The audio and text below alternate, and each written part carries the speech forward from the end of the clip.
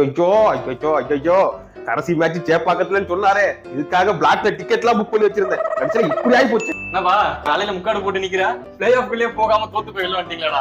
கப்புன்னு என்னன்னு தெரியுமா உங்களுக்கு? முன்ன பின்ன பாத்திருக்கீங்களா என்ன கதர்ல? இப்பெல்லாம் நீ பேசின ஒரு நியாயம் இருக்குது.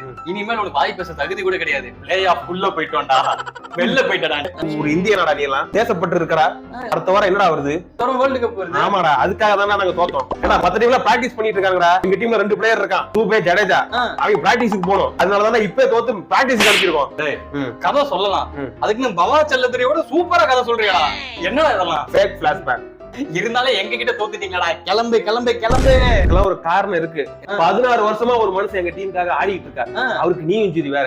இதுக்கப்புறம் இந்த மேட்ச் ஜெயிச்சா இன்னும் 3 மேட்ச் ஆடணும். ஓகேவா? முட்டி வலிக்கும். அந்த ஒரே காரணத்துக்காக தான் தோத்தோம்.